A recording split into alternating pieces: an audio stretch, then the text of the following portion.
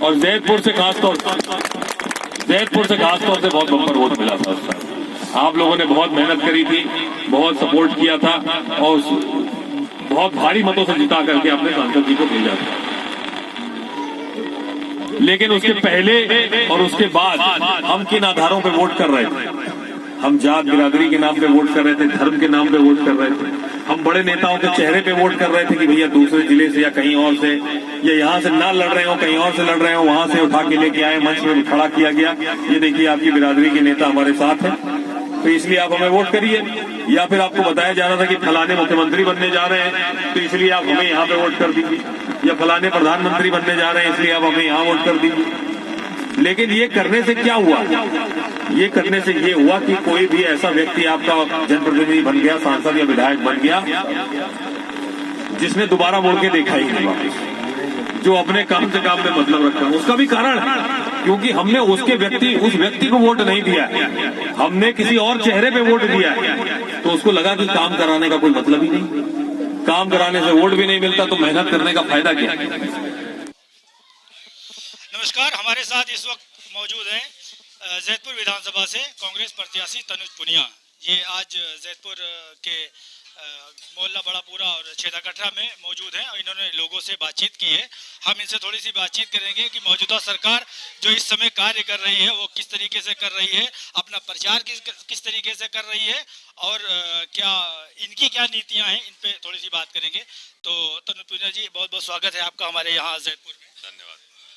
पहला सवाल हमारा आपसे ये है कि बीजेपी आजकल एक सॉन्ग बजा रही है, आपने देखा होगा इनके प्रचार में बज रहा है, जो राम को लाए हैं हम उनको लाएंगे और अयोध्या तो बना लिया और मथुरा भी बनाएंगे, इस प्रकार के ये प्रचार में अपने सॉन्ग बजा रहे हैं, इस पे क्या कहेंगे?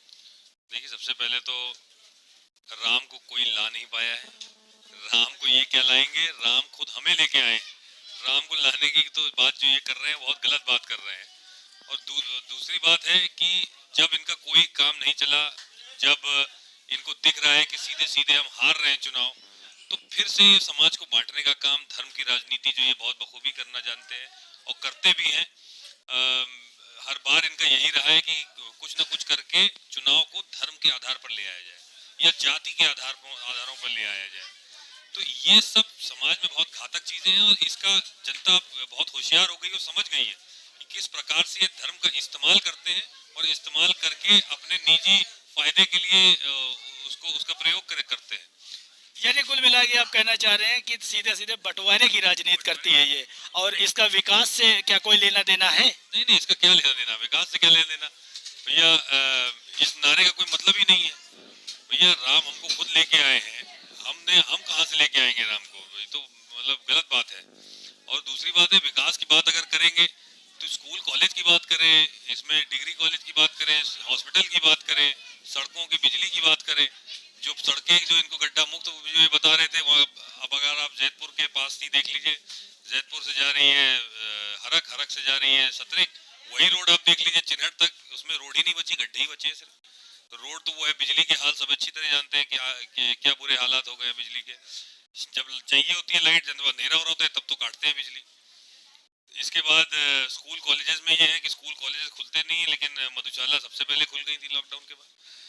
तो धीरे धीरे ये समाज को बिल्कुल बर्बाद कर देना चाहते हैं और इनका कोई मकसद नहीं है विकास का, बस सीधे ये सत्ता में बने रहे, उनका ये मकसद है बस। अच्छा, अगर आपको यहाँ जैदपुर की जनता चुनती है तो आपके प्रथम मुद्दे क्या रहेंगे? आप अगर सीट पे विजयी होते हैं, आप यहाँ से विधायक बनते हैं, तो आप किस तरीके से जनता का विकास करेंगे? देखिए, इसमें तो सबसे पहले मुद्दा उठाने वाला सबसे ज्यादा देखिए किसान है हमारे क्षेत्र में। तो मेंथा की खेती का एक मुद्दा है, उसको कृषि में सम्मिलित कराना, उसमें न्यूनतम समर्थन मूल्य यानी एमएसपी जो है लगवाना करेंगे।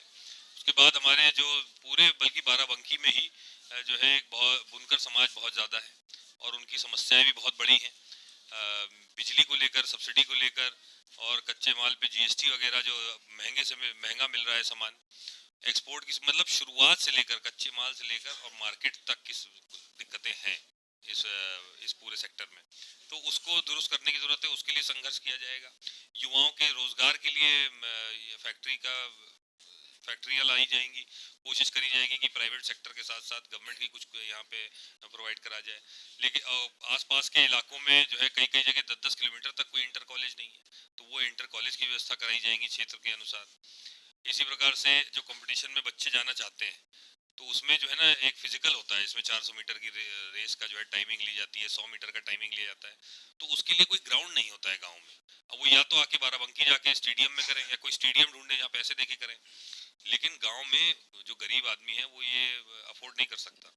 तो ग्राम सभा क्षेत्र में कुछ ग्राम सभाओं के इलाके में या नया पंचायत स्तर पे भी अगर खेल ग्राउंड की जो है नपा हुआ खेल ग्राउंड की व्यवस्था कराई जाए तो ये बहुत सहूलियत की बात होगी हमारे युवाओं के लिए।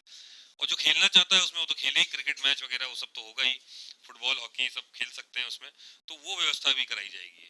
तो ऐसी कई सारी बातें हैं, किसानों की बातें हैं, युवाओं की बातें हैं, महिलाओं की बातें हैं, बहुत सारे पॉइंट्स हैं।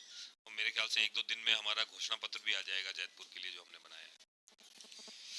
तो ये थे जैतपुर से तनुज पुनिया जी, जो इस समय कांग्रेस प्रत्याशी हैं और जनता के बीच में आए थे। इन्होंने कई सारे वादे किए हैं और उम्मीद है कि जनता के इन वादों पे ये खरे उतरें।